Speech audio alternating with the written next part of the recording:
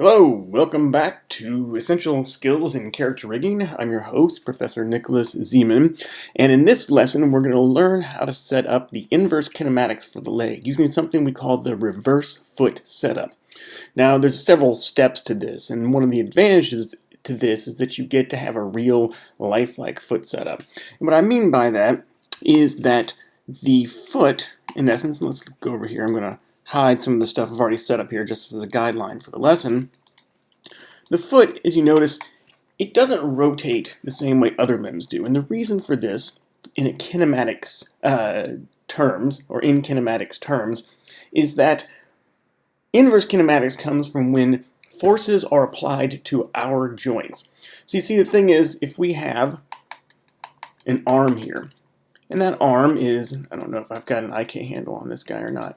All right, an arm basically is controlled, for the most part, looks like I got a little vertex offset there. Let me just go ahead and mirror those skin weights to fix that. All right, so the arm works on its own volition, right? You flex your muscles, the muscles move your arm, and you move your arms around using only the action of your muscles. Now, this happens when the muscles are completely under your control, and there's no force upon them. That's what we think of as forward kinematics, as in I'm moving my muscles. Now, when your body is forced to react to forces moving those arms or hands, such as if you grabbed a man's hand and yanked it forward, his arm would rotate naturally forward. That's what we think of as inverse kinematics. Now, the feet, generally speaking, as long as they're on the ground and our weight is put upon them, work in an inverse kinematic sense, in the sense that the rest of the leg rotates around where the ankle, the heel, the ball, and the toe of the foot are already in position. Why? Because the ground is pushing against them, and we have to rotate our entire leg mechanism around them. Now, this doesn't, of course, take effect if you're flying, if you are standing on your hands, right? If you're doing martial arts and you jump up and kick somebody in the face, well, then your legs are under your control and would be better served by forward kinematics.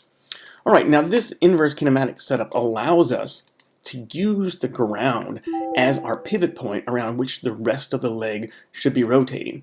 So this is what we call the reverse setup, and I'll show you why we call it the reverse setup. And this is my model here. This is the joint setup, and I'm just going to hide that so that we can see the proper way to set this up. Now, if you get your character here, and it should be under skinned, one of the characters should be human scale weighted, not the rigged one, but just the weighted one. And I'll give you an example of the finished one when you get to weighted and rigged. You'll see the rigging in its completion. All right, so what we want to do is first we are going to create a new joint. So here we have, as we've already set up in our classic standard skeleton, we have an ankle, a ball, and a toe. All right, now the hierarchy in this goes from ankle to ball to toe. And toe is the child of the ball, and the ball is the child of the ankle. Now, in reality, what happens is, of course, we can rotate the ankle around. And let's just open up. Gimbal doesn't let you choose a point in the middle. There we go. For good reason. If I choose a point in the middle of this manipulator, it kind of gets wonky after a while. And the point is that the ankle will rotate the foot, the ball will lift that ball up, and the toe stays stationary. It's just an endpoint for us to use. All right, now in the real world, it's really the ankle that affects where the ball is, and the ball that affects where the ankle is, or the heel affects where all of the foot is. And right now, we don't really have a setup that approximates that. So when we create this, let's just close this out here. So when we create this reverse hierarchy, we do so that we can make the points of contact with the ground the points of contact, or the points from which the leg and the foot rotate around. And I'll show you how this works. So the first thing we're going to do is create a series of joints with that reverse hierarchy. So now if I had my template joint, which I probably have lost here somewhere, it'd make life a little bit easier, but let's just go ahead and create a new joint. Now, this joint here, I'm not going to need the joint orients. The foot in this situation, in this construction, is aligned with the ground. So I don't really need to worry about joint orients for my foot here. And let's just make sure I can see that heel wasn't rotated right and it was bugging me. Make sure rotates are at 0. And what I'm going to do is I'm going to call this left RV. Now that means reverse foot, so I don't get this confused with the forward kinematic foot. And we'll call that the heel. What I'm going to do is I'm going to snap it to the ankle there, so it's directly below the ankle, because we want to keep this as in line as possible. And I'm going to put 0 on the Y. And I'm doing that so that it's exactly on the ground. And the thing is that we really want to plant the bottom of the feet, right? Those feet pads, we want to plant those to the ground. Really important here, because we've got to be moving the entire body based on the point of contact with your foot in the ground. And that's how things work, right? The point of contact between the ground and the human foot is pretty much where all that kinematic action is going, because we're pushing down, the ground is basically pushing up, and we're creating dynamic kinetic energy based on that connection between these points right here. So we really want to make sure that anything we do in an inverse kinematic sense is going to come from the points of contact with the heel and the ball and perhaps the toe to the ground. Alright, so now I'm going to duplicate that. And let's just move that forward. And I'm going to snap that to the ball. And if that ball is a little bit above the ground, it really shouldn't be, but this particular character, it's slightly above the ground. Really what's important is the point of contact. And that's about where the point of contact between these two are. I'd kind of prefer to have it at 0, but we need to make sure that these two are basically on top of each other for specific reasons. So I'm going to go ahead and snap that toe here, and let's snap it to the toe. Once again, I need these reverse joints, and we'll rename these. That will be the ball, and that will be the toe. And I'm going to duplicate that again and snap that up to the ankle. We'll call that ankle, and I believe, yes, no, that's correct. Okay, heel. Alright, so here are the joints I have created. Now, interestingly enough, instead of going from the ankle down, we go from the heel, toe, ball, ankle. Right, which means the ankle, and let's just turn off polygon so we can see this. And I've made these a little bit bigger, you notice, in the radius so that we can see the difference between the regular foot, which is controlling the deformation of our character, and the reverse foot, which is going to control the animation. So we're kind of building what's called a def ani rig, where one skeleton controls animation and the other skeleton controls the deformation. Right, so I'm going to parent the ankle to the ball. Then I'm going to parent the ball, the reverse football that is, to the ankle, or to the toe, and then the toe to the heel. And this is why we call it the reverse foot setup. And we can just check this against my previous one. It should look just a little bit like this. Kind of looks like an ice skate. Just control hide that.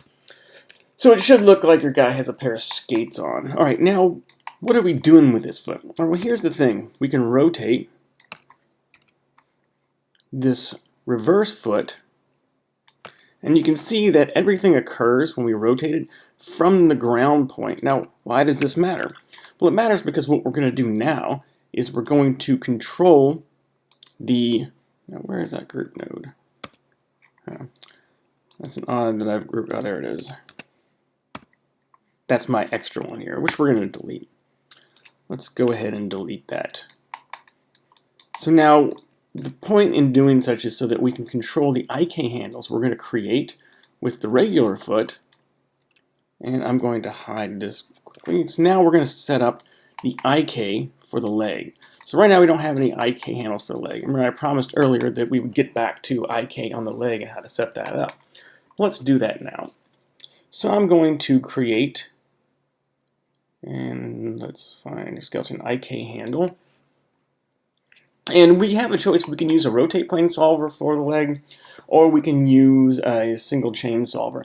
Now, the single chain solver is going to be a lot easier to deal with, and sometimes we need that extra control of the rotate plane on the legs, and sometimes, most professional rigs have rotate plane solvers that are kind of generalist rigs for the leg, which has a pole vector constraint and so forth. So let's just go ahead and use that from the hip to the ankle. And that's because we may need to change that pole vector. We may need to do some more, let's say, more detailed work in getting where the knee would be aiming properly. All right, now I'm going to go back to my same tool, except I'm going to choose single chain. And I'm going to make these from one bone to another, from the ankle to the ball. Once again, from the ball to the toe. Now, what does this one chain or two bone solver do? Okay, well, if I move this, you notice that it lifts the foot there. If I move this, it will lift just the ankle but leave this one in its place. Now, if I move both of them, or if I rotate them both from this point, it will actually lift the toe up. Or if I rotate this around this point here, it will lift the heel off the ground while leaving the ball playing on the ground. And that's pretty much how we lift our foot up. This is how we locomote. It's how we run, and it's how we walk. Let's get rid of that here. Okay, now I've created these IK handles, but the problem is, if I wanted to animate these, and let's bring back our polygons here, this would be really difficult. And I can create a series of groupings, which is sometimes called the rolling foot setup, which allows me to do things where I create a group and then rotate it from a different pivot. And this is somewhat of an older setup. It's definitely a useful setup, but we want to create something that allows us to get our action happening a little more naturally. So now I'm going to unhide my reverse foot setup. Remember, the reverse foot, it's not connected to the hierarchy of my standard skeleton. It's a completely different structure, and this structure doesn't even have to be bones. It can be spheres, it can be anything you want. In this case, it's a little bit more convenient to make it bones. Alright, so what we're going to do here is we are going to parent our IK handles. So let's name these IK handles. Let's call this left ankle IK and left ball IK. And one of the unfortunate things about these is we have to do this on both sides. Rigs aren't generally, unless you want to do a whole lot of scripting, they aren't generally mirrorable. You can't just mirror rig. You can mirror IK handles, which is kind of nice, but you can't mirror rigs and parenting of those IK handles. And this is our left toe IK. There we go. Ankle, ball, and toe.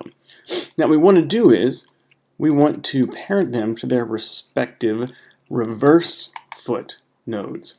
So this left ankle IK here, I'm going to middle mouse drag this onto the ankle. That's going to parent it. Alright, left ball IK, I'm going to middle mouse drag that onto our ball here. And toe onto the toe. Now what this does is creates a structured hierarchy with our IK handles and our reverse foot that allows us to tap the foot. It allows us to lift the foot up off the ball, and even if we want to do so, we can grab this left toe IK and we could ground out, oops, I think that would be the ball. There we go. We can stomp out a cigarette, and actually that should be coming from our left toe IK. Oh, not the IK. Left toe. That's what I want to see. Okay. So now we can stamp out a cigarette, you notice. So if you wanted to do something complex like this guy's got to stamp out a cigarette he just threw down on the ground, well, he can do that. So you can see how much more functionality. Let's just zero that out here. Now we make sure we move these, not the IK handles. We want to leave those IK handles alone, and we want to, there we go, back down.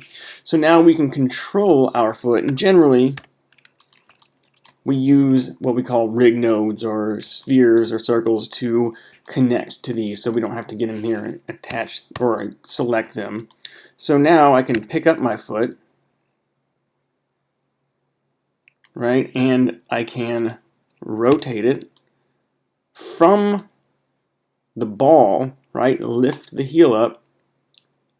And I can also control the inward and outward rotation of my heel and animate all of that independently. So it just allows me to create, and this guy looks like he's got some extra long feet here, and the skin weights obviously need to be worked on a little bit. Actually, now that I see that, it's a really good time to swap out to my gimbal so that I don't get that kind of weird crinkle in there. There's still a crinkle, and this guy may have feet that are a little bit too big, but at least that looks a little bit more in line with the foot there. And I can grab that toe. And it's a really simple setup. It's not that hard to do. So I'm going to go over that just one more time quickly to show you how this thing was set up. Let's make sure those are all zeroed out. And I've created one over here on my right foot.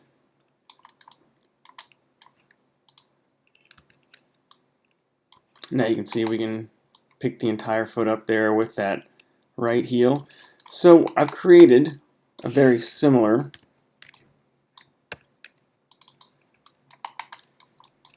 right reverse foot setup. Now what I'm going to do is, just so I can get this done a little quicker, I'm going to create my IK handle. So let's go to skeleton IK handle, and we're going to make it rotate plane. So we have a little bit of extra control there from the hip to the ankle. Right, now that being a 3-bone IK chain, right, hip, knee, ankle, now we're going to make a 2-bone IK handle with a single chain from the ankle to the ball, and then once again the ball to the toe. This is going to cover my foot completely, so I'm able to completely control the movement of my foot with IK, not have to use forward kinematics at all. But now, what I really want to do is parent. See, I've got my ankle IK here. I'm going to parent that to my reverse ankle. Here's my ball IK. I'm going to parent that to my reverse ball. My toe IK, and I'm going to parent that to my reverse toe. And that's it. You create these. Now there's other levels of detail and control that we can give these. But that's the simplest way to create a very functioning reverse foot. Looks like this guy needs some definite help in the skin weights category, which I probably did not set up the weighting properly on both sides. I did not mirror the weighting on both sides. But you can see it's a really quick and fast way to generate a powerful and intuitive way to control the feet. Now, let's just bring this down here to the 0. And you can see how the IK affects feet. Where moving our hip node, the feet remain planted on the ground. And that's a really important aspect of IK, because that's pretty much how things work in real life. If I crouch down, and just never mind this really hideous looking skin weight issue here, which I could probably fix by turning my IK off and then going to the bind pose. Now these things will be completely messed up. That's alright, I can mirror my skin weights. And let's just go to modify. Turn that IK back on and see if that fixes my skin weighting problem on the other side. There you go, much better. Mirroring skin weights, as we learned earlier, is a really nice and simple, easy way to get one side to work like the other one. Alright, so you can see how the natural way of movement for a human body, which is standing on the ground. Remember, this doesn't take effect if you're laying on your back and you're doing Pilates. It's a whole different world. Why? Because the ground is not applying force to where your body is contacting the ground, which happens to be your feet. So the feet are really important to have this IK set up so that we can do things like lower his hips without having his feet go through the ground and having his feet connect to the ground as if they were your feet standing on the ground and you were lowering down into a crouching stance. So the important thing about IK is that it recreates the phenomenon of actions happening to your bones, right, by force or by contact, and those actions taking over the rotations of your joints. Because obviously if you dip your hips down, your knees are naturally going to have to come out unless you're going to break your legs, right? So if you don't want to break your legs, your knees are going to have to bend if someone pushes down on your shoulders, because you're going to have to accommodate the rotation of your leg joints for the position of your hips. And this is what inverse kinematics is all about. And the reverse foot setup is all about making the point of contact the place around which your body moves. So the point of contact becomes the pivot around which your body moves to maintain the planted position of the feet on the ground. And the reverse foot setup just makes it a little bit easier to choose which point here is where you're touching the ground.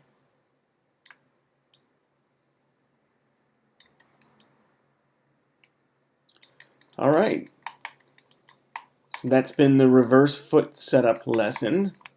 Hope you enjoyed it.